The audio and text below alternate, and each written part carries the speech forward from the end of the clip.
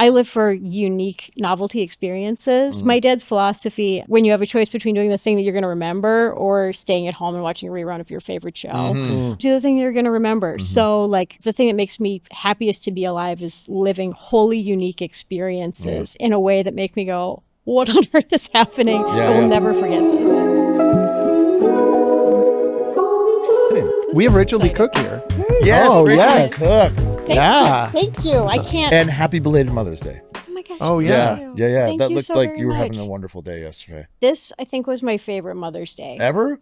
Wow. Maybe, except for the one that made me a mom, blah, blah, blah. Right.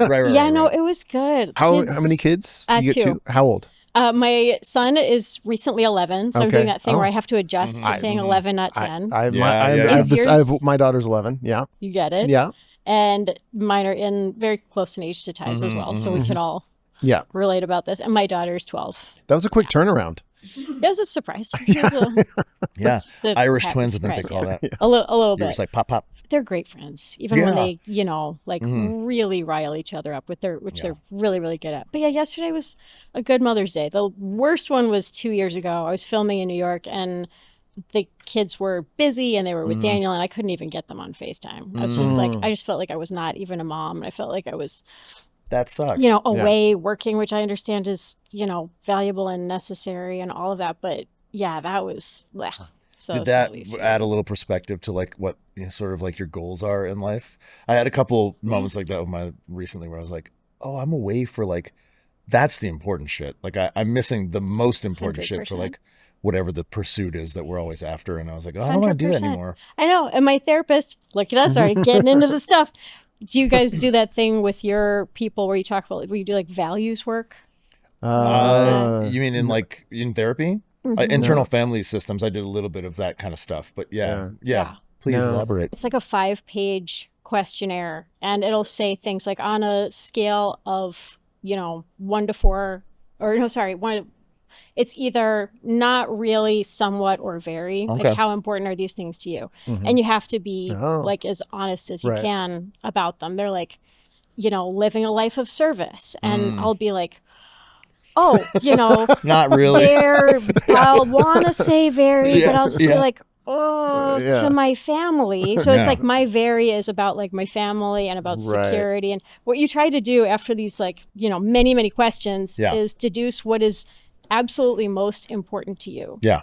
Because when you can figure out and distill it down to like 2-3 themes or things, the way that we feel worst is when we're not following that. Yeah. Yeah. In AA, Pursuing pieces of it, we go through the steps in AA, and the 4th and 5th step are really about that. It's like taking an inventory of all of your resentments and all that, and through that, these like patterns pop up, like undeniable patterns in your life, and the why you hold resentments and who you hold resentments against. And then from there it unfolds into this whole like, oh my God, the way you do one thing is the way you do all things, and you start like realizing you're basically at 3-4 main sort of patterns in your life.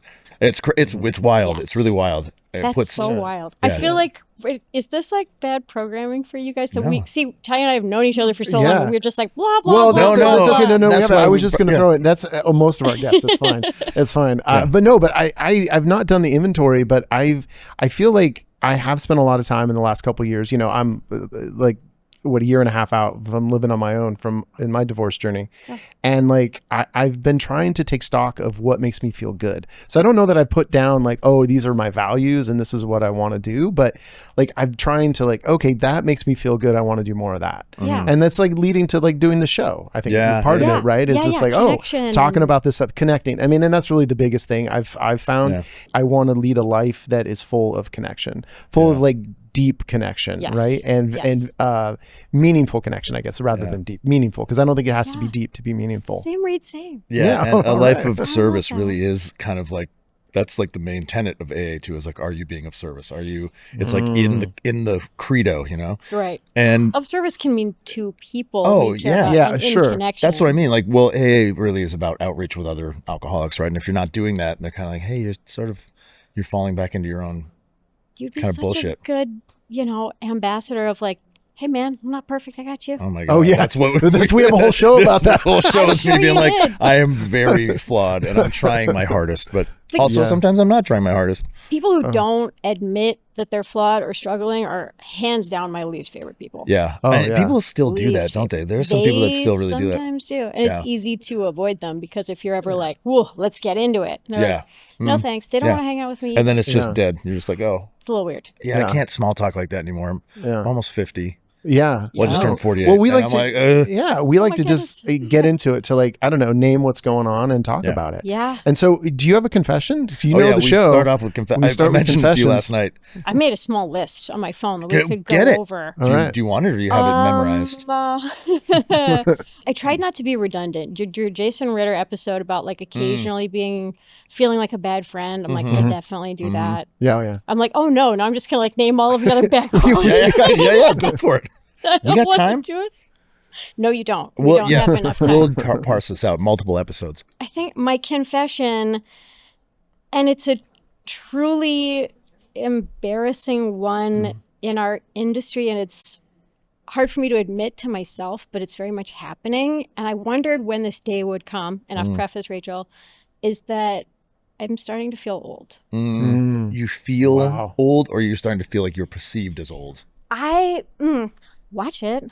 No, I mean, because you do not look old. I'm saying the industry is brutal that way with women, right? Especially. No, like in a very lucky way. I feel like when you are synonymous to people with a certain time, a certain era, in a way, they've forgotten that I've gotten older, which is kind of nice. Yeah. And I don't feel like I look my age or whatever. Like I'm getting away with a lot over here. You look very young. How old are you? What you say? I'll be 47 in October. Oh, right. Okay. I knew we were almost the same age. Yeah. So technically 46, but really had to think about that answer for a minute. But I think it's my confession because like I wondered for a long time when I would start to feel very consciously like, oh shit, like we're in the back nine. I just started to feel that way.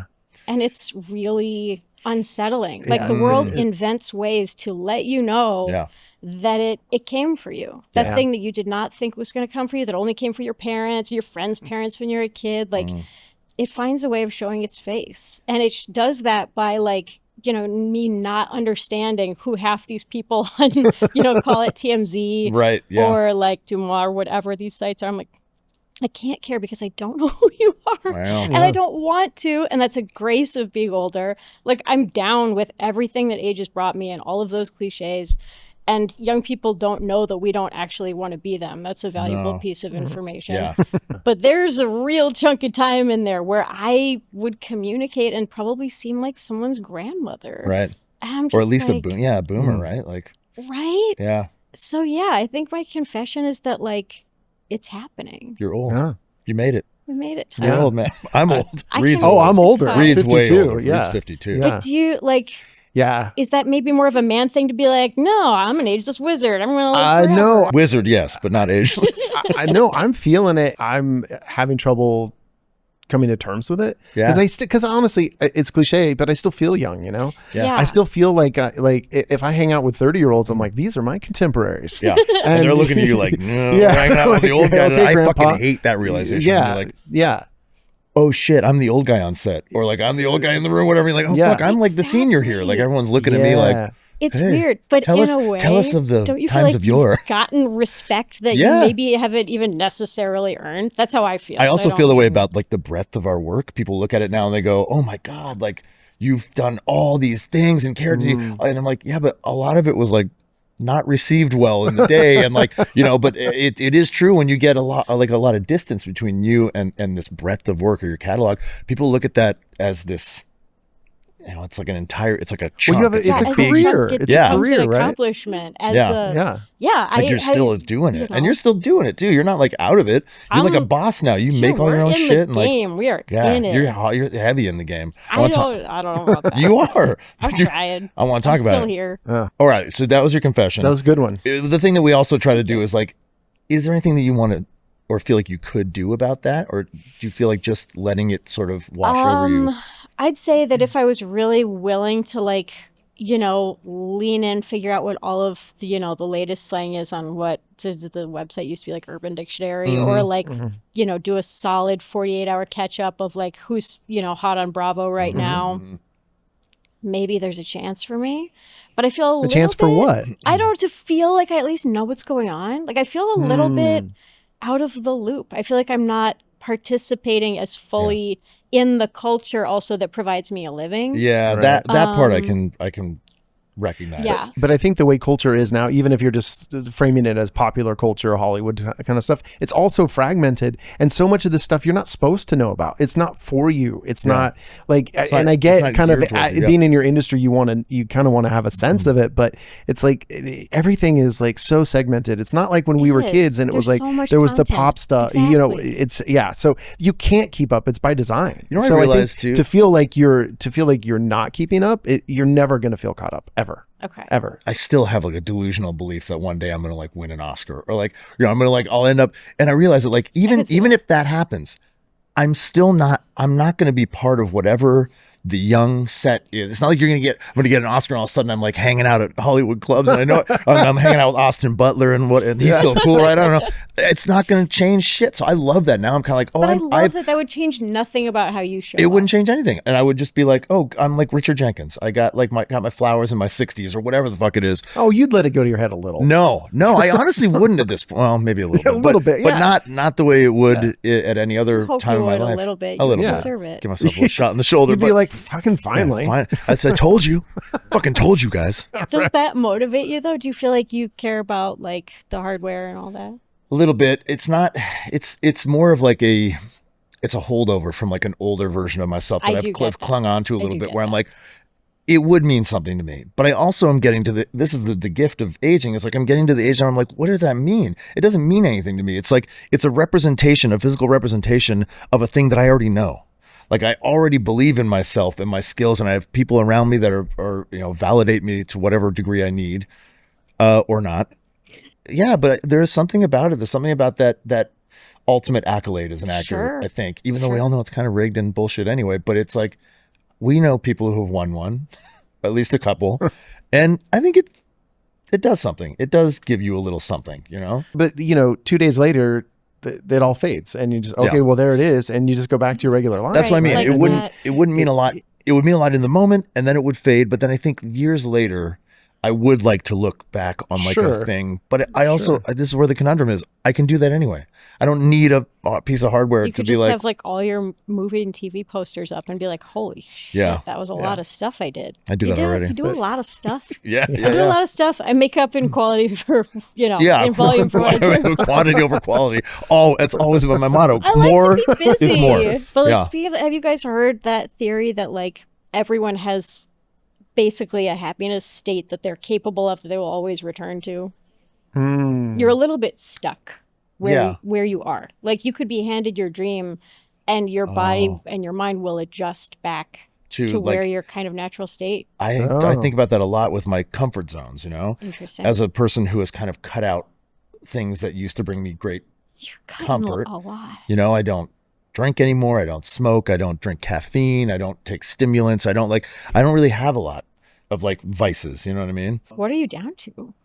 Like down to what? Like, are you down to like shopping or like? Oh, what are my vices left? Everybody's got something. Dadding.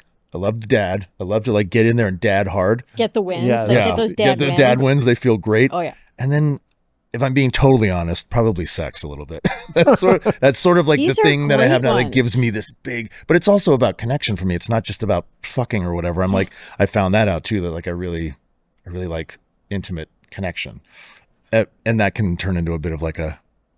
I don't want to say that's an addiction, but it definitely feels a little bit like it scratches an itch for me. But it also touches on your point of like connection, like you were saying. Yeah. Like one of my addictions that I've realized is like I'm addicted to. I don't want it to sound like I'm about to say I'm addicted to greatness. I'm addicted to, which I'll never. You just did though. And, no, but if you call the episode that, I will actually never speak to you again. Addicted to greatness. That's it. That's so. You just did all the work for us. I love it. I will kill you. No, but I am. You won't kill me because that's not greatness. I can't handle this right now. Oh my God, that's me being a control freak. Yeah. What I was gonna say is like I realize that I'm a little bit addicted to the feeling of things improving. So that's what I think keeps me in therapy. It's like I got a little bit better today. Oh, did I get a little bit physically stronger today? Yeah. Like I sort of had like I figured out I couldn't take this job that I was offered at the end of last year. And I was like, I cannot sit in my house and know that I just didn't do something. And then I decided to renovate my kitchen and 3 other major rooms in the home. Because I was like, I need things to be actively shoving forward in a way that I can feel. I remember Steve Gutenberg, and I don't talk about him very often. I followed him for a while on Instagram, and he had this whole thing where he's like, if you're feeling down, you're feeling home improvement, go wash your windows, do something around your home, and you will instantly feel better and relieved of whatever that kind of stagnation felt like. He's like, home improvement. It's your place where you rest your head. Like, make it as nice as you can. He's probably way better at that stuff than I am, because with mixed results. But Steve Gutenberg. Why do you not like to talk about Steve Gutenberg? Because I didn't like to. I said I don't talk about him very often. It just doesn't. Steve Gutenberg doesn't come up very often. Okay. The unofficial mayor of the Palisades. Is that your confession? No, I have a good confession. Okay. I've thought about whether I should say this or not, because it might make you uncomfortable. Oh. So I'm excited now. When I was 19. Paying attention. I think I was 19 when we did Antitrust, right? I think we were 20. Yeah, 20-ish. Let's go with that. My heart's pounding a little bit. Oh. So I met you when I was 20, let's say, and you were 20-ish. And you were arguably the it girl. You were the it girl at the time. No, you were. You. That word had definitely been assigned to you, That's it so girl. kind. I was really excited to meet you and work with you. And I remember we were in the hair and makeup trailer, and I hadn't met you yet, and you came in, and I was in the middle of getting makeup done, and they were doing like my eyes or something, and you introduced yourself, and you came over, and you like leaned over me, and you said, "Oh my God, you have gorgeous eyes," or "beautiful eyes," or something like that. Say it again. And I remember I just was like I think my whole body turned pink, and I was like, "Oh my God, I am smitten with Rachael Leigh Cook." I love you and so much. I had such a massive crush on you while we did that movie. And I've never told. We've known each other for how many years now? That's going back, man. That's like. Well, you're also what the people don't know, what Reed doesn't even know. I don't is know that this. like Ty came back into my life because he's friends with my ex-husband. Yeah. Oh. So yeah, it was the whole Kieran Daniel. The tiny Nicole. world that we all live in. We probably have mutual friends. We haven't figured probably, it out. Yeah. I don't know that many Hollywood Didn't mean people. to gloss over your No, amazing. That's like the kindest. That's the kindest thing you can say, because when you have a little bit of a crush on someone, and I have a friendship crush on you too. Aww. Is that like when you're like, oh, that's where I throw admiration or something like that. That's like the nicest thing that you could possibly say. I finally told you, but I think it was really born from you defied my expectations in that moment. You know, like I was waiting for this person, this like thing to come in the room and be like, you know, I'm fancy. Yeah, and you came over right, and then we hung out a bunch. Like we went out to like you're my best friend on that movie. I did not hang with Claire or Ryan. Love to both of them. Yeah, I tried to hang out with Ryan, but he was just too much for me. But yeah, and what I'm going to do about my confession is nothing. I aged out of my crush in an appropriate way, and we become very good friends. But I just you have Martha felt now. Like, it was funny that I never ever got a chance to tell you and it was that's not something you know. That's not something you tell people necessarily later. I mean, maybe sometimes, but you know. No, and I had Carrie, but it was just one of those things, you know. You guys were, you know, Ty and Carrie forever until you broke up one of the 6 times you guys. We did start giving Ty shit about that. Yeah, at a certain we broke up. point. We were like, it was hard because she was in Vancouver and I was in LA. Of course. And she never liked it here, and I couldn't. Even after we had children, she still wouldn't move here, and so I had to like constantly be going back to Vancouver, and that's hard. It was a difficult relationship to navigate in those regards. Like, you know, I love her, but it was just course. hard. Yeah, it was hard for both of us. Well, it was wild to, you know, like incredible. I was at Ty's wedding. I Were was you not. there? How long have you guys been friends? Only like 3 or 4 years now. 4 years. Oh, now? amazing. Yeah, just hi friends, hi pals. Oh, that's so cool. Yeah. That sounds so minimizing. We're just hi friends. Well, I just the hi era of Tyler. That's all I mean. It was the just as a qualifier. Yeah, I feel like. yeah. Sorry. Yeah. I'm just kidding. Well, I was gonna confess. Do it. Yeah. Okay. I was a slave to expectations. Ooh. I've actually done work on trying to not have expectations about things, and it's impossible not to have expectations, right? But I've really been trying to just take things for as they are and just like not know what's coming and just experience it and then form an opinion about it, right? So I just got back for my first time ever to Canada. I know this is crazy. Love it. I've traveled so much. I've been to like 40 some odd countries, but I had never been to Canada. Okay. So I went to Canada and it was fantastic. I really had no expectations for Canada, actually, because everyone said, oh, it's just like the States. I didn't really feel that way, but I thought it was lovely. Great food, great people, great everything, right? Correct. Right the last night of the trip, there was a party for this conference and there was a food truck there. And very specifically, my friend Alex made sure that the food truck served poutine. Oh shit. She knew that I was into trying it, because if I ever going to go to a country, I want to try like the thing they're known for. Yeah. And this food truck was great. Everyone was loving it. And I'm like, I'm getting the poutine. Nice. And poutine is what? It's French fries with gravy, Beef gravy. and beef gravy and cheese curds, right? So by the time I get the poutine, I am fucking jacked, right? I am so excited. Like, I'm so excited. Expectations. Yes, the expectations are through the roof, right? And I had a bite and I was like, okay, that's interesting. Okay. Let me have another bite. Okay, well, this combo is not quite what I thought it would be. And then, and I was like, I don't know that I like this.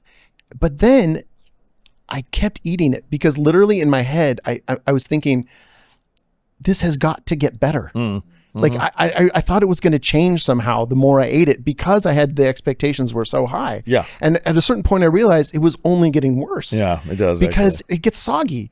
If I wanted, like, it was just like bad French fries. If I wanted bad French fries, I'd go to In-N-Out. See, Canadians kind of love the bottom of the barrel with the poutine. You're like you're drinking fries by the end. So my expectations, I think, made me not able to even experience it in the way I should have experienced it, which I think I should have said, oh, I don't really like this. But I really had to like go for it. And I know this seems like the weirdest confession, but I was like, I was like so curious. disappointing. Are you talking about, all of like the poutine and expectation? Like, how much does that mimic without, I know we don't know each other that well, Reed. Get into it. It's all right. But I feel like you're a open book, heart forward guy. How much does that sound like what went down with your marriage and your divorce?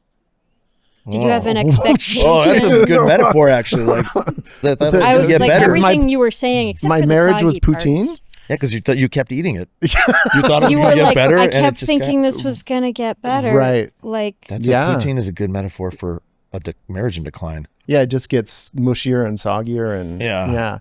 But I do have to say, I just want, before we get into that, one caveat. Yeah, poutine is not. It's not that great. I mean, Yeah. we love it because it might be our only sort of nationally recognized food, Well, but maple it's syrup. really just French fries and gravy and cheese. Yeah. Yeah. Well, and here's the thing. Cheese curds, cheese curds are great. My caveat is that I'm not out on poutine at this point. Okay. So I know there's the one shop in Montreal. I got to go there. I'll try it at that so you're place. saying you'd get Bonquise. married again? Yeah, is what I would. There is a metaphor in there of just like of kind of, what is it? Throwing away good money after bad or whatever, where you're just like, I had sunk costs. I was like, I'm in here. I'm going to do this. I get that. And then you're just eating it and you're just like, why am I doing this still? Who is this serving? It's not serving Does this me. happen because in a larger picture, like slave to expectations? That's a big statement, man. Like not just poutine. Is that Well, like, sure. Do you find yourself often being like, oh, I'm disappointed because maybe you set yourself up for disappointment? No, that's what I'm saying. I think I've been pretty good about not having expectations, but you do, right? You feel very breezy today too, man. You feel very like, you feel easy and breezy. Not that you're uptight. I've been normally, to but Canada now. That's right. You got Canada in your bones now, man. Like, it's like you're And cool. he's You're a cool breeze. no longer going to be a slave to his expectations Right. because he can identify why now. But I want to know, are these your own expectations or other people's expectations that you feel like are on you that you've like pulled into the mix? That's fair because poutine is definitely like one of those things where everyone's like, oh my God, Yeah. oh my God, you got to Poutine's try it out in Canada. publicist is Yeah, well, on no, overtime. I think you hear about it, and I got to say, if something is someone's national dish, and Canada's a big country, it's like, well, I hope it's good. Like, Like, you just didn't have good poutine either. that could be part of it. Poutine can be revelatory. yeah, Seriously. yeah. I don't know. I can't tell if that face means you agree or wholheartedly We're going to disagree. circle back to the sogginess. Yeah. Can we go back to your marriage? Sure. Yeah. Sure. Oh, and then I have one other thing okay. just about expectations. I feel like that bled into my life a lot where it was like, it was keeping me from being in the moment ever. Like if I would go on a vacation or was going to see a family member, you're going to like an amusement park or whatever it is you're doing, I would already be fast forwarding to how great is this going to be? And then I would get there and I would be so disappointed always. And then like 2 or 3 days later, then I would be like, oh, that was actually cool, and I That didn't was enjoy it. great. I was like thinking, and and I only recently, like in the last 10 years of my life, figured out, oh, I gotta. Well, because sometimes things can be just great, but in a way that you weren't anticipating. Yeah. Like, oh, I think this is going to be great, but it was great in this other way. But you have to be able to get outside of your expectations to like even be like willing to accept the sort of like natural circumstance and be like, actually, this is pretty good. And I also feel like the bit about, other people's framing of things, like informing your expectations. I mean, absolutely, right? Yeah. How many times have you, I heard this movie's amazing. Yeah. Like, This restaurant. wasn't that great. Restaurant, whatever, right? Everything. The poutine. Exactly. Yeah. Okay, then exactly. poutine is a metaphor for your marriage. Yeah. You Rachel, don't have to. have at it. We don't actually have to do Yeah, that. no. I'm just curious Yeah, we about you have because to. I don't know you. Now everyone who's been listening to your wonderful show for this long probably knows all of this stuff. But like, I just one's want to ever know asked how that long question. ago that was. Like how fresh out of that are you? I moved out 1.5 years ago. That's pretty recent. Yeah. But it was kind of a long, slow decline. Okay. So I think we had been kind of, living together, but just more as roommates for a long time. And so it feels like it's both still not over, but also been over for a long time. And so, because we're not officially divorced yet, that should be this year at some point. And then we were married, 17 years? Damn. So a long time. So yeah, we were married for a while before we had our daughter. And I'm feeling right now like we're in a good place. And like I think our relationship right now is better than it's been in a long time. There's just been moments where I feel like, we've just kind of hung out and it's been nice. Yeah. And you get to show up as a version of yourself that you're more comfortable being. Yeah. Rather than being the one who you think is expected, or desired to show up Yeah. on any given Expectations again. day. Exactly. Yeah, I find that with my relationship with Carrie, it's like I'm showing up for her in ways that I probably should have as a husband, but I just couldn't or didn't, and now I get to as a friend. Yeah. And as a Yeah. co-parent, and Yeah. it's really cool, man. Like there's a lot of love between Carrie and I, and it keeps surprising me. I won't speak for her, but I keep having these moments of like, whoa, man, this is really good. Like I love you. I really care about you. Yeah. She cares about me, but it feels more honest than when we were married. Yeah. Well, not all the whole time, but when Yeah. it got to the place where it was not Exactly. very And you anymore. get to cauterize all of the bad stuff. That's a which good is, word for that. Yeah, Yeah. and Of course, horrible for our and there's been a kids, but couple we do it. times in the last few weeks where she's reached out to me needing some help, like in a big way, and like I was able to show up for that, and just like, and then I think she really appreciated it. Yeah. I've been asking myself, well, would I reach out for help in the same way to her? And I think I would. Yeah. So I think that's a good sign. That's a And even massively if good you sign. won't right now, like the fact that you're thinking about maybe you would means that probably in the future, when you really do need her in a way, you won't be afraid to actually reach out. Yeah. And I bet you she'll meet you there. It's Yeah. like you can't share that with somebody. You can't share that thing with somebody. Yeah.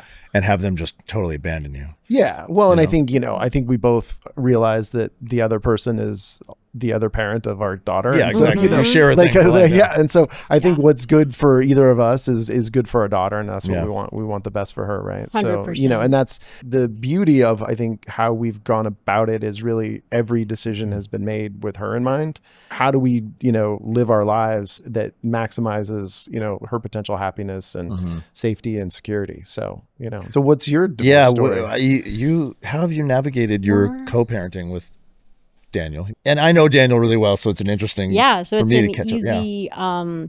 Yeah. easy bridge there. I'll fill in as many gaps as I can for you.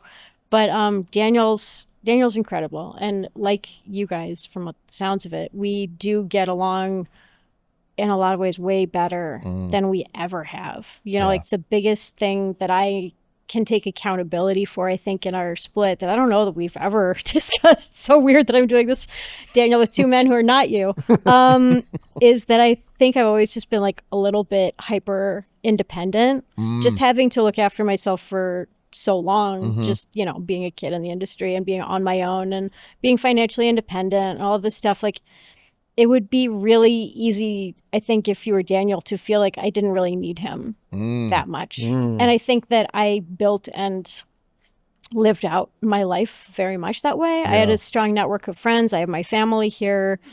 And Daniel really likes to be able to be there, step up, do the thing. He's really good at that. He wants to be called upon. Yeah. And in that sense, like, aside from being like good at having a common enemy with me, like when it was time, which he's kills at. That is a skill. That is a skill, yeah. Daniel. Yeah. And then in the raising of our children, of course, he's also awesome. But I don't think that I sort of gave him an ability to sort of be able to execute on something that's a major skill that he has. Right. So you feel like there was a bit of a wall there for you, not intentionally put up by you, but a wall that he felt that he couldn't penetrate. Maybe. How much can you love on someone who's like, we're here for the good times. I don't feel like fighting with you. Yeah. I'm also like light touch avoidant, probably. Yeah. I'm like an external processor. I dive in, and my partner is like, I need you to not be here right now.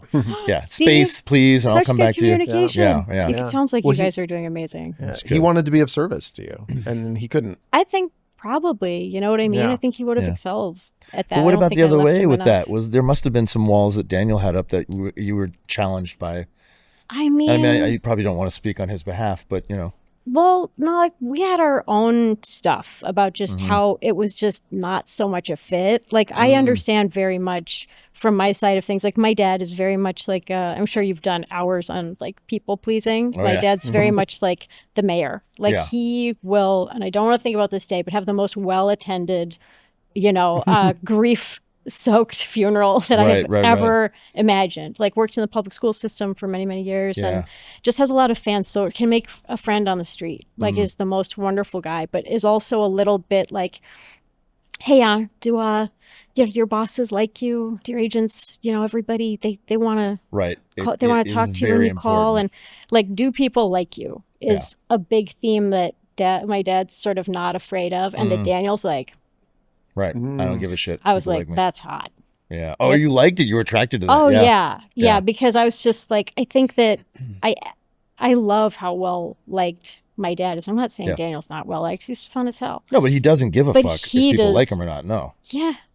And I think that I thought that was cool. And, and my life has been a lot of pendulum swings between like, being involved with people who embody different traits in that way. Yeah. I feel like I'm talking too much. No, this is great. The people pleasing thing is a big theme in life, and especially on this show. Like, and it's so relatable. Like, I wouldn't say my mom is overly people pleasing, but I definitely think I got more of that from her. And it's very attractive when you meet someone who's like, I don't give a shit. And you're like, you don't mean that, do you? Like, that's actually how you feel. Like, you don't pour over like the text you sent to somebody or like how you performed at a dinner party, or like, you know what I mean? Like I walk out of like social gatherings and I'm like, I give myself like a 6 out of 10 on that. Like I go, cause I'm like, how did people, that's an ADD make everyone thing like me? That we have in common though too. That like, hyper, self-criticism, invasive rejection sensitivity, blah, blah, blah. Invasive cyclical thinking is sort of my downfall. Although I'm sort of getting out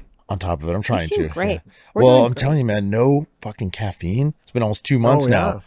No, like, cause I was drinking like 1,000 milligrams of caffeine a day. That's scary. And I think it was like, I think that may have been the culprit with my kidneys. I'm having like some kidney issues, just like a decreased kidney function. I heard on your podcast, which feels weird to say. What's that? I heard that on your podcast. Yeah. But my doctor is like, just to set everyone straight, because I did get a lot of people reaching out. Even my mom was like, Tyler, what's going on with your kidneys? What is going on with I can't just say shit here and then not talk to people. So if you just give them some TLC, where are we at on that? I think we're good, yeah. Okay, so great. My functional medicine doctor was like, look, your numbers aren't as bad as maybe they've been made out to seem. Cool. The one doctor, my Western medicine doctor, was like, chronic kidney disease. And I was like, holy fuck. And then she's like, I would never categorize this as that. We're just going to intervene a little bit and just try to get you bounced back up. And all the pain I was having kind of went away, which is really funny. I was terrified. And you hold fear in your kidneys in an Eastern sense, in an Eastern medicine. Your kidneys are like your fear organ. So like I was walking around scared. I was like, my kidneys hurt, my back hurts, and I've got saddle pain. And then once I kind of was able to relax a little bit about it and have a doctor tell me like, no, just take it easy. Everything just sort of unwound, like the knots untied. So anyway, that's where I'm at with that. I'm so happy to hear that. Yeah, me too, because I didn't need another fucking thing, man. I almost died from this blood clot a few years ago, and like I didn't want another. I know. I just felt like it's the medical saga of time. Right, like is that, and that's been my mom's journey. Like she had her gallbladder taken out. She's hypoglycemic. She has celiac disease. She's had just littered with health issues her whole life, and she can't eat almost anything anymore. And I just was like, God, no offense, Mom, but like, I don't want that for my life, like, I don't think she would wish it on me. No, of course she doesn't. No, of course. Oh my gosh. My mom's sitting over there kind of like, yes, I do. No, but like, you mean she doesn't even like think, oh, hey, Ty, like, what about this? Because I have it, or what about Well, she that? does. She does very often. It's like, have you never looked mind. into this? Like, here's my favorite thing my mom did recently. She was having a lot of neck pain, and I have a lot of neck pain. I wake up in the morning, but mine's from grinding my teeth at night. Yeah. And I know that. And she called me and she was like, Tyler, do you think maybe you have neck ribs? And I was like, what? Neck ribs. She's like, well, thoracic ribs, they're called neck ribs.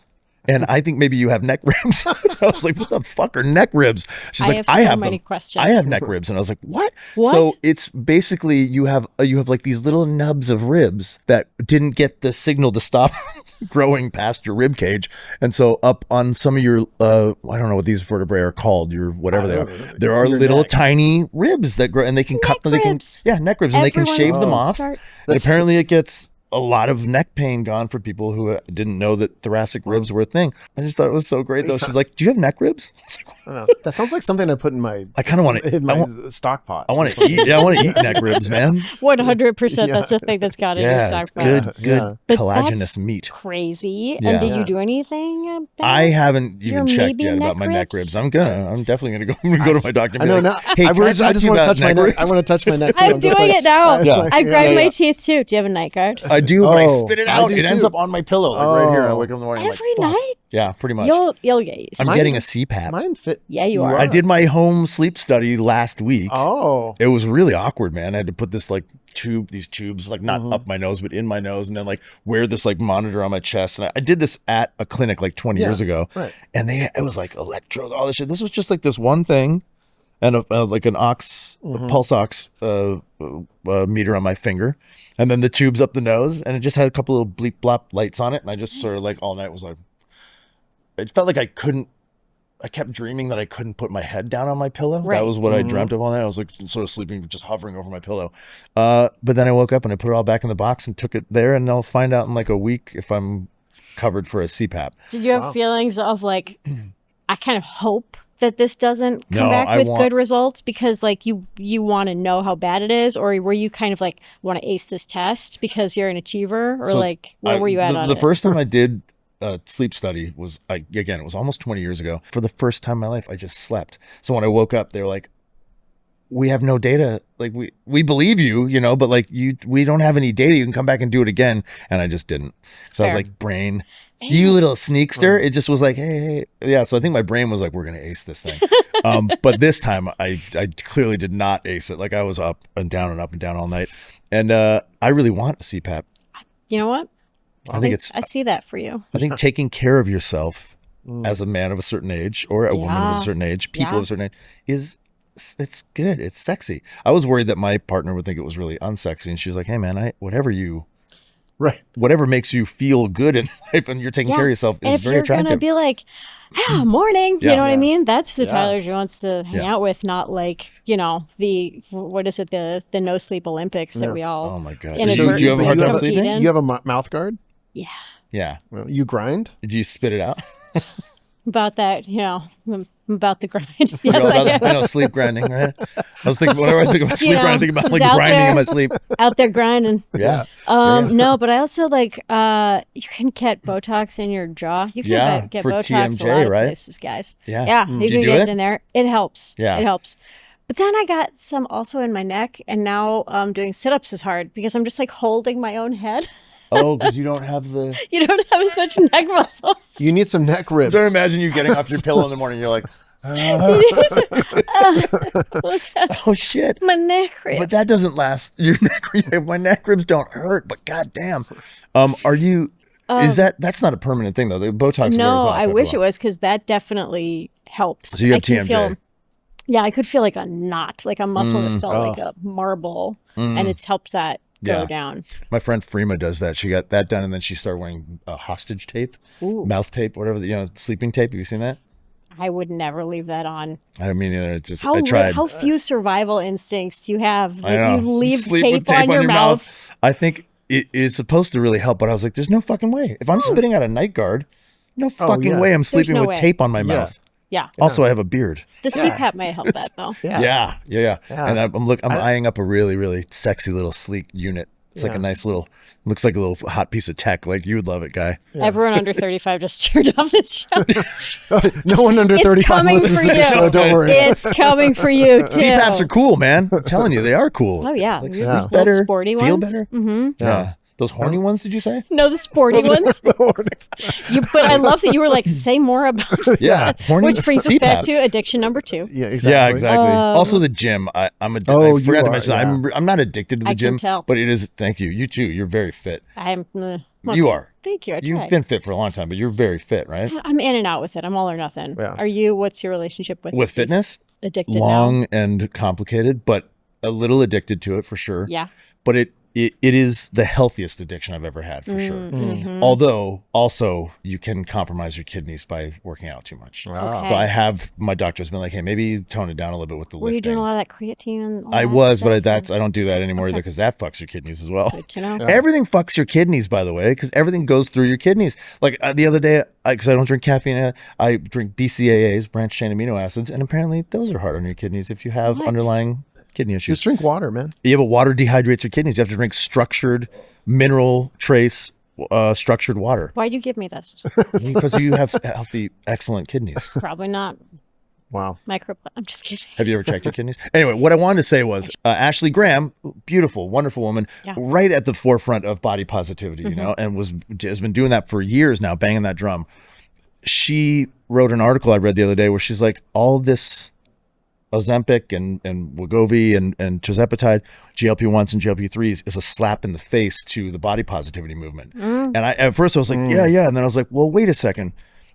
My sort of hot take on that, I think, was like, okay, but that kind of indicates that all the people that were being body positive, because they've all decided to go on these GLP-1s and lose weight, and still, even if they were preaching body positivity, somewhere inside didn't feel good about themselves. So even if they were externally like, I love myself, I love me, maybe they did, and people were accepting them for that. I mean, Ashley Graham is like a huge successful model. She's beautiful. The people she's talking about still weren't feeling complete about something, you know? And I don't know if that's societal or if that's just it's inside of me. I think I've always been like, yeah, there's pressure, but there's also this thing inside of me where I was like, I don't feel like me. I don't want to look this way. Yeah. And I just, that came up for me. I was like, okay, is that a slap in the face, or is that just that like people aren't actually happy when they're that overweight? I can speak to that. Okay. I mean, I've always tried to be positive. And I'm about body myself. positive as well, by the way. Yeah. Right. And of course, I mean, like, but at the same time, like, I wasn't feeling like myself.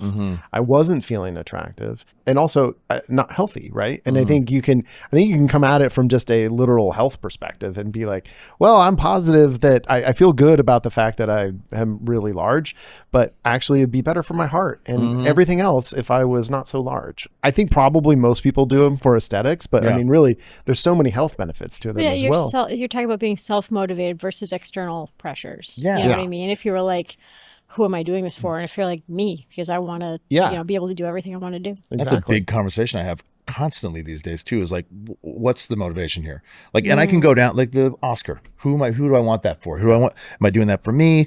People who get work done, anything you're doing externally, you know, aesthetically, I think that question needs to be asked. Like, am I doing this because I feel like a pressure to do this, or am I doing it because? And then even if you're doing it for yourself, you're like, yeah, but am I doing it for myself because I want people to approve what of what need is this? Yeah, you know, what is the truly need? calling out to? Yeah. What is the siren song that this is doing? Like for me, it's not. I've never cared about awards, and I know that sounds like I'm just saying that. No, I'm sure it's people are probably like, real convenient, Rachel, because you're not in any danger. Oh, please. No, but like, I don't care about that. I remember you're a hearing fantastic someone actor, say, by the way. "Thank you," and that is official. enough for me because I know you mean that. Yeah, I think I you're do.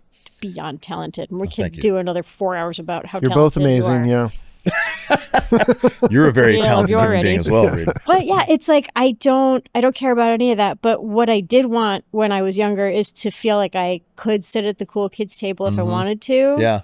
And I don't feel like I never necessarily did that. And I actively don't care. And when I now go to parties where I feel like that energy is around, I feel nervous. I feel nervous. I feel like the cool kid table uncomfortable. energy. Yeah. Yeah. Yeah. Me too. Like I hate it. super fancy people who are just like, they always have a movie at Sundance, all of that sort of critics' darling stuff. But yeah, that's sort of the invite that I wanted that I didn't feel like I ever got. So that's sort of what I was reaching for. But now I have an active sort of resentment towards people who sort of have that energy or who seem like snobs. Like that's my biggest ick. That's a funny thing. We were just talking about you being a mega star, and you were in your young. Yeah, I mean, you were huge. You were everywhere. You were like a huge deal. I heard of you. Yeah, thank you, Reed. Reed doesn't know anybody. Yeah, he knows. But you so that's an interesting thing. You feel like you never got the invite to the table, or you feel like you never accepted the invite to the table. Like who's the pinnacle of this? Like a Zoe Kravitz, like a cool kid kind of persona, indie darlings, like just none of that. I never just felt like I was gonna get any sort of like, oh, she's good. So you didn't feel like you had the credibility as an actor, but you had the cool. You were definitely packaged up as like this. I don't know. I never felt super invited. And I think that that's because I had a hard time having like a solid group of friends. Like I had a group of friends when you and I worked together, but a lot of them were coming from Minnesota. They had gone off to college. Like I sort of patched together a social life based on whoever I was dating at the time and a girlfriend or two who would be going about their life while I ran around and tried to do movies, this and that. So I was kind of lonely. Like I will always remember one time I was at home watching MTV, R.I.P. MTV. Oh my God, yeah. And it was advertising that myself and Rosario and Tara were going to be the hosts, some of the hosts of the year 2000 MTV New Year's Eve show. And I had plans to go do that in, a couple weeks out. And I remember thinking, I was watching the promo and thinking, I bet nobody else who sees this promo knows that that's the only thing I was invited to. Oh. Like that's kind of wild, right? Yeah. And it's also kind of strange because it's kind of lonely. So I think a lot of wanting to be an actor is also just wanting to be in community.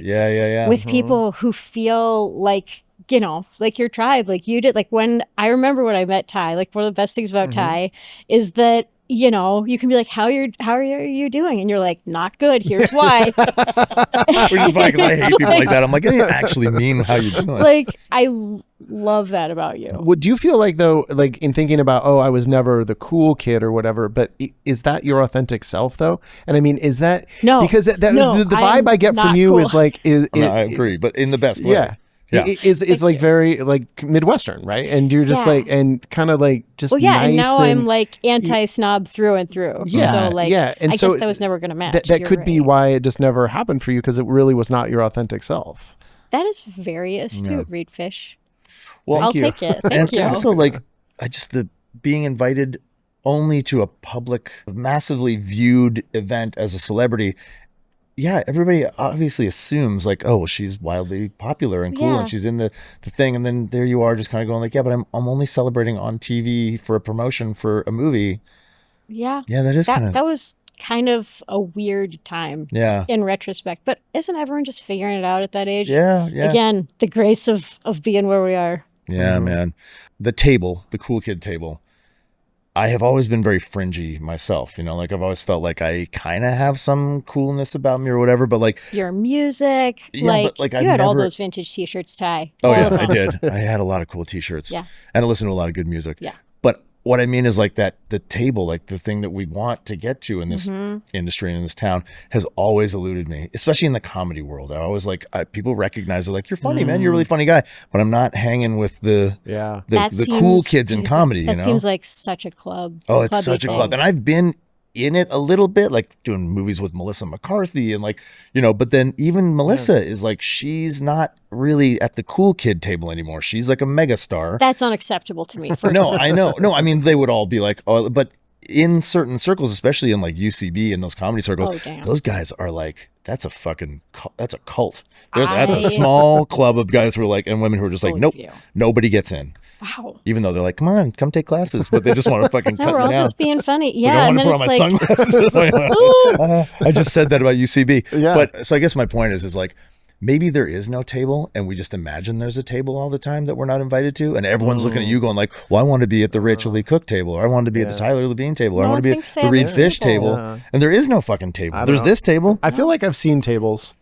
Yeah, I mean, but what if everyone I was at that not table included is too. looking at every other table and being like, I think everyone at that table is like, Right, we're the right, fucking table. Yeah, but Yeah. like, you are living the example of how you live your life right now. It's just like, you're not even wearing shoes. Your feet are on this table. He's wearing one. That is so I'm wearing badass, one shoe. Reed. Yeah, all right. You have one I shoe like on the Rachel. table. I know. She's Look calling at me you. badass. You're doing great. Well, that's why I think the internet has gotten so big, because of the gatekeeping that happened in a lot of traditional media, right? And everyone's sick of it. So now, it's like direct to your fans now. Yeah. And you can Right. just make stuff and put it out there. People are sick of that. So That's crazy. As far as like you being like a nerd or whatever you were talking about, or not cool.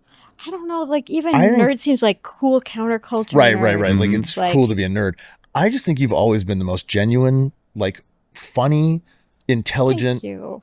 caring person. Like That means so much I to was me. talking to Martha about that last night, my partner, and I was just like, Can't wait to meet her. yeah, she's great. You'll love her. You have always had that. You always had this like, and maybe that, I think about that being a life gift, but an industry detriment.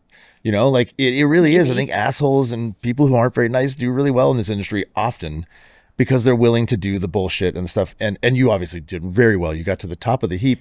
No, you did, and you're still doing fucking super well. But you anyone who never gets to- felt fake to me. You never felt like a person who would compromise yourself to get somewhere or to get over on someone. No, I don't have any use for being fake with people because there's other people who you don't Yeah. have to be fake with. And it's too tiring Yeah, to no like, shit. and no, I'm not friends with anybody who I don't want to be Yeah. anymore. So yeah, I'm in it for the connection, same as you guys. I want to talk to you about your career now because you're doing tons of shit. I really credit the Hallmark Channel Mm-hmm. with my pivoting into producing in earnest. Yeah. Because I started working for them and I want to say, oh my gosh, I don't remember, 2017 or so. And I wasn't sure how that was going to go. Like, one disagreement Daniel, my ex-husband, and I always had was he was like, you can't handle challenging content. And I was like, that's not true. That was 100% true. Daniel, you win. I'm still upset about this movie I saw that's about a Japanese little boy who drowns in a bathtub. Like, I can still think about it and cry. I cannot handle challenging content. Okay. So my resistance to working for the Hallmark Channel, wow, I'm good at roundabout answers, is that I thought it was like a little bit too soft. Like, it was sort of playing into my fears that I had about myself. That you were just like, Yeah. And then I was just like, screw it. This is who I am. I'm a huge cornball and I love love. And so I went and I worked for them, and they're so like supportive I've of always heard women that. and of their actors. And they're honestly also just doing so much that they don't, like handcuff you to the words and the punctuation and all of the stuff. They really Yeah. give you a lot of creative freedom. yeah. And so that was really empowering. So Yeah. that sort of set me on a journey of, wanting to tell stories. And I've always been so, earnestly enthusiastic about the romantic comedy genre. Like, I drink that Kool-Aid all day. Right. I'm making it in my kitchen. It's in You're my not veins. alone. It's People in my veins. love that content. Luckily, it's sort of its own ecosystem. The genre sort of survived, a lot of ups and downs in the industry. And being that the world's still 100% upside down, Yeah. it goes on. Yeah. So speaking of making my own stuff, I was able to put together several for them, produce those, and then start bringing things to Netflix. And I've been lucky enough to work with a division of Fox for, since 2022. Oh, cool. Yeah. And that's like- Fox Entertainment Studios. Right. And this is your production company, basically. My production company Yeah. basically has a deal with them. And Wow. we've made 3 movies together so far. And we'll make a 4th at the end of the year, which is a reunion project with Freddie Prinze Jr. Nice. Oh, Yes, which That's is kind of great. crazy. I just saw him hosting this WWE Legends thing, He- and it credited him as a WWE writer. Did he write for the WWE? WWE for a very long time. He was on planes, That's coming up fucking with cool. story. Yeah. He's really in it. He's so legit about that. well, what's the reunion movie? So we're doing a Christmas movie. Oh, Yay. A Hallmark Christmas movie? No. No, This okay. is basically about, it was a little bit based on, remember those Today Show yahoos who got busted having an affair with each other, and then their exes ended up together, and they're Okay. the real love story of the whole thing. It's very, very a million miles loosely based on a story like that. Two public, people are caught in an affair, and then their ex-spouses end up together. So it's a Christmas movie with that as the Okay. sort of spine. Yeah, the sort of Coldplay couple sort of made it seem that much, more of the moment. Yeah. And I love Christmas movies because first of all, again, very cozy, wonderful. But Christmas is the star, right? Yeah. Like there's so much less pressure on us because a lot of people will show up because they just want to watch a Christmas movie. So I have a lot of gratitude to the Christmas of it all for that reason. Yeah, it's true. I finally saw a cut of this movie that I did with Zach Cherry and Maria Bakalova like a year and a half ago, and it's like not a Christmas movie, and I'm playing this murderous, horrible guy in it, but it was shot during wintertime up in Invermere, BC, and there's Christmas lights up everywhere, and there's like part of the movie where you're like, what? No, go! I don't want to follow this guy. I want to go to that house with the lights on. What's going on there? I want Christmas, because you just see it on screen, and you're like, right? I love that mountain town and Christmas lights, and you're like, fuck, I want that. When you're a parent, all you want is for them to have like a magical holiday experience. Yeah. People love it, man. People love it. That's smart too. It's funny, the fear. So just recently I shot the new Air Bud. It's like the theatrical reboot. It's like this big. That's awesome. That was a literal So gasp. they're like, it's the new. It's big like movie. Yeah, it's called Air Bud Returns. It's a big theatrical reboot, and I had such reservations doing it because I just you a done. bad guy? No, I'm like it's like a Bad News Bears type, School of Rock type thing. I'm this reluctant like lawyer who gets court ordered to like coach this Y-ball team of basketball kids, and I'm just like, fuck, I hate these kids. But then I'm like, yeah, go get out there and just go get your own jerseys. Here's some money or whatever. He doesn't care, and then eventually learns to love the kids, and they fucking discover the dog and blah blah blah. I did not see that coming. Yeah. It's fun, but I was so resistant to doing it. But I had that same thing where I was like, this isn't cool. Like, it's not a cool thing for me to go from like doing these, like, I've been doing these kind of like more challenging, interesting roles on like kind of bigger projects, but smaller roles, and kind of like building this thing. And they were like, here, go play the lead in an Air Bud movie. And I was like, ugh. And then I went up and did it, and I had the fucking greatest time. And I'm actually fairly certain now, the more people I tell about it, every generation is like, we're lighting I love up. Air Bud, man. I'm like, oh my God, this could be like a thing. Like, what a gift. I don't know, but that silly resistance to like leaning into something. And by the way, I loved doing it, and I loved the script. I wasn't upset about the material. I just was like, what about the optics on that? But it goes to show you that sometimes when you follow. I remember you were a little embarrassed to tell us. Yeah. But then you guys were doesn't like, everyone's face light up like mine when you say it? Yeah, everyone's like, you're like, you cute dog, I'm in. Even my kids watch all the weird little like Air Bud, like Air Buddies, Paw Patrol, whatever. They made 18 of these fucking movies, man.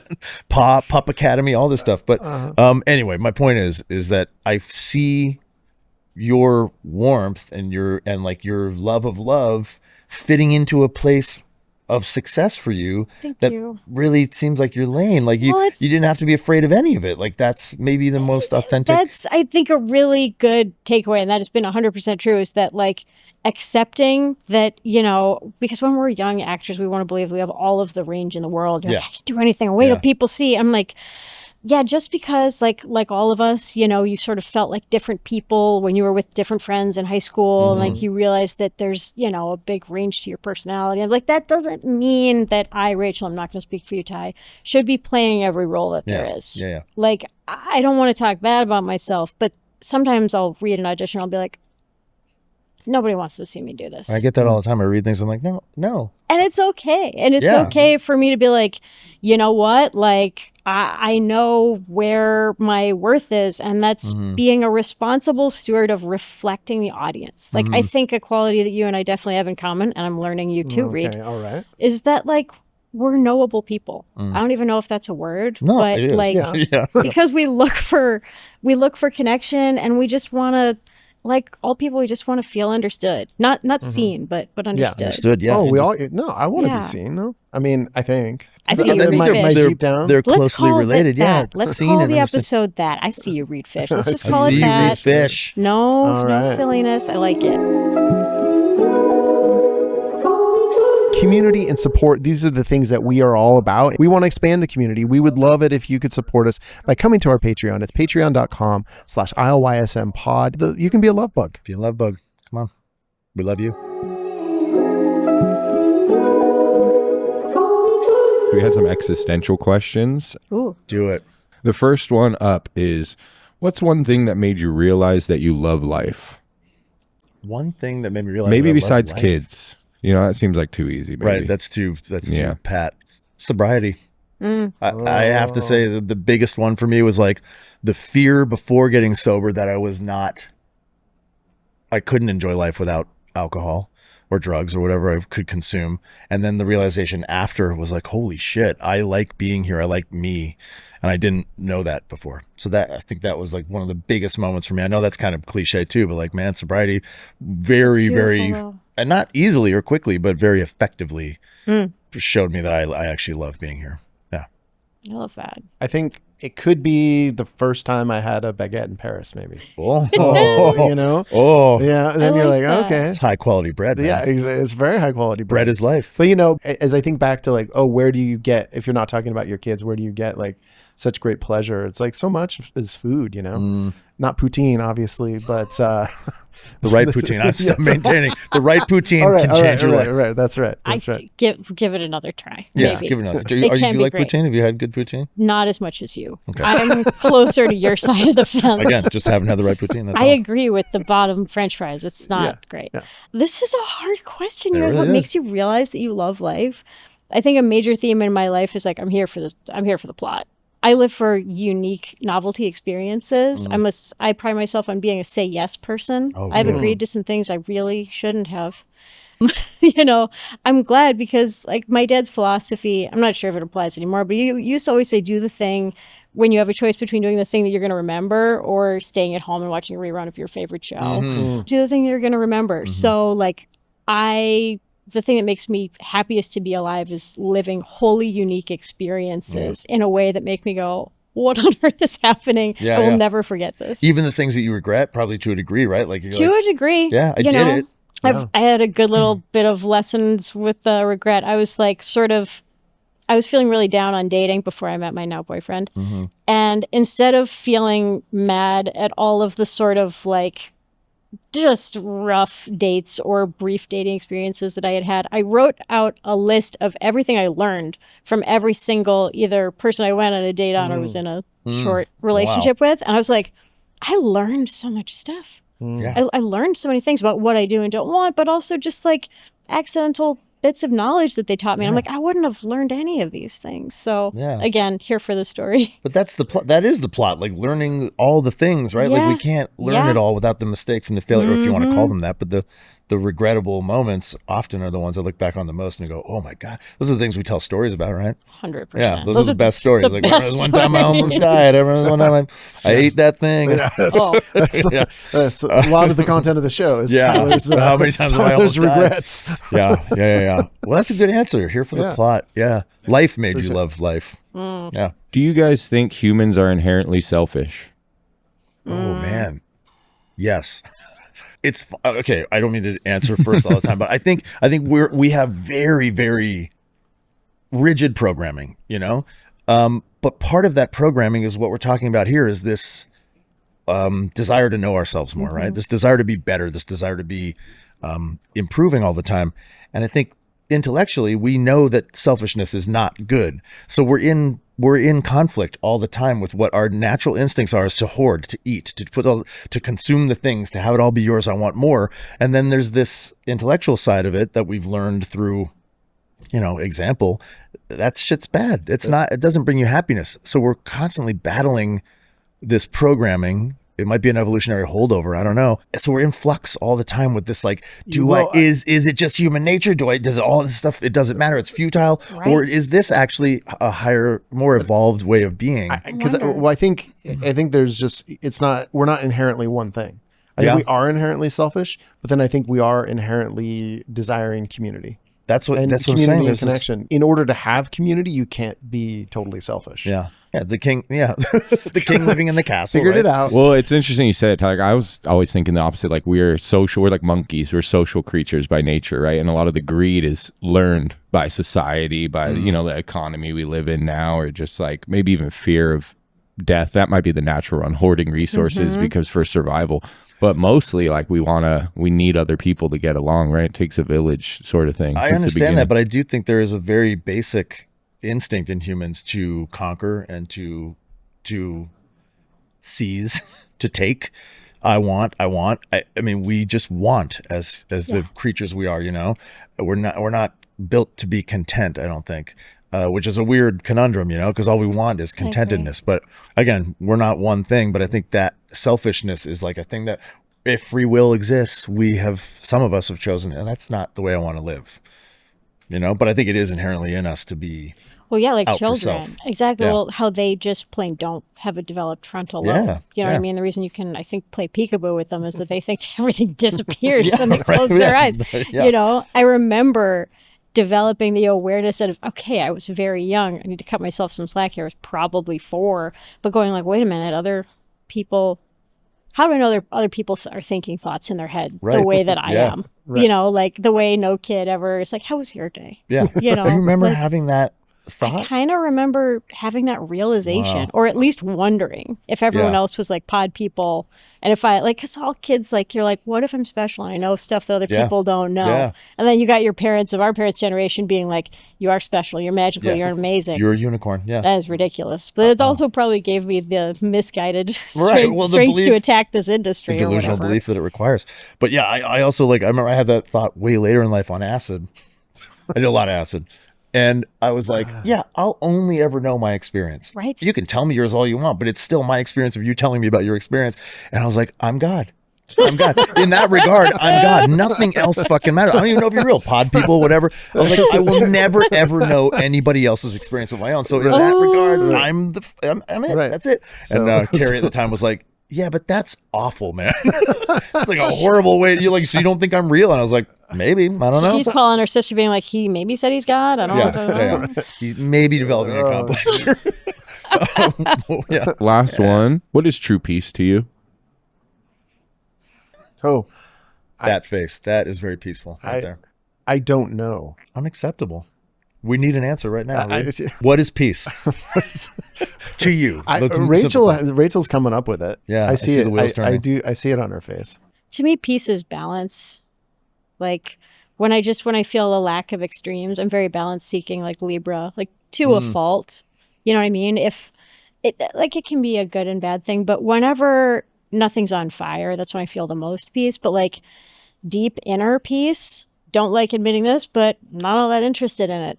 Oh, I don't know. That feels a little boring to me. It's like a quiet room. I agree. Yeah, I agree with you. Like, I'm not a Libra. I'm a Taurus. I feel like some of my peacefulness comes from like staying put. Yeah. Being very homebodied, but as a result of my industry and my career, it's just been like constant discomfort. Like, get out there. You got to live out of a suitcase. And I've learned to love tumult.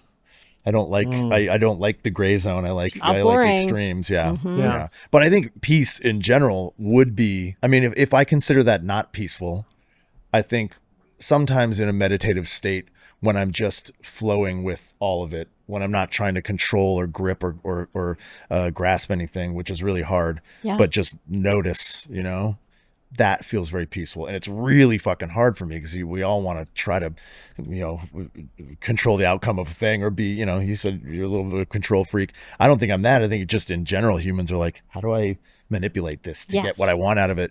And when you can just sort of let things happen and not run the show, I think that's really peaceful. So true. Sweet. You don't know? No, I really don't know. I really don't know. I don't know that I feel peace. Is that peaceful? No. Yeah. Well, what if peace doesn't mean quiet? Yeah. What if peace means, gratitude, or what if peace means health? Yeah. Or that's probably a better way to look at it, because I'm just like, when am I ever going to have a not restless heart, or a not restless, Well, I hope you have a contented heart at some point, Well, I think me too. Yeah. Yeah. I heard a Deserve Buddhist full heart, quote man. that was that stuck with me that said, harmony is when what you say, what you do, and what you think are like all aligned. Yeah. That's very cool. That sounds impossible. Yeah. Like living your truth, I guess, yeah. sort of similar to like living your truth. That's interesting, those three things, because I feel like often two of them will align, but not all three at once. Like what you say and what you do, sure. Yeah. What you do and what you think, sure. But what you think and say, we often, that doesn't go that well. We have an expression in my relationship, is like, say the thing you're not saying. It's so hard, man. Like, you're in an argument or you're talking about something, openly, and it's like, okay, what's the thing you're not saying? And it's fucking terrifying, right? But that's big. Yeah, you have to do it though. That. Unflinching honesty, man. That's peace too. I think Guy knows what I'm talking about. When you learn to lead with honesty, like, you can't really be wrong, Yeah, 100%. Yeah. And then another question I think we want to ask, which we always do, because the show was born out of the lightning rod that is toxic masculinity. And we were like, God, we don't want to be toxically masculine. Reed and I both were like coming out of our marriages, and we're like, how do we be better men in general? And we are very inquisitive, and we ask all of our guests, like, I don't feel ready to answer that on camera. You don't? Okay. Oh, I'm just kidding. Yeah. I'm just kidding. I'm not here to give notes on you guys. There's that wall. There's the wall. This is how she's going to achieve peace. She's going to achieve No, peace I'm by sorry, dodging the deflecting. question. No, that's okay. And if you say don't the have an thing answer, you're not that's okay saying, too. Ty. Yeah. Say it for what? Say the thing you're not saying. Oh, he's No. saying it. What I'm was, so saying- the question I'm saying- was, What do you think true masculinity is or looks like? I think it looks a lot more like what you guys are doing by being honest, open, showing the hell up. It does not look like, hey, I have to be this, this pillar of strength, and I have to be, a provider of XYZ. Like, that's certainly not it. I think it's a lot harder to be a guy than a lot of women want to talk about. Oh. But I really see it. Like, I remember one time I was at my daughter's little dance class when she was very, very young, 3. Yeah. It was one of those classes where they just want to put on tutus and wave stuff around. And so the teacher runs over to get the bin of the tutus for the part of the class.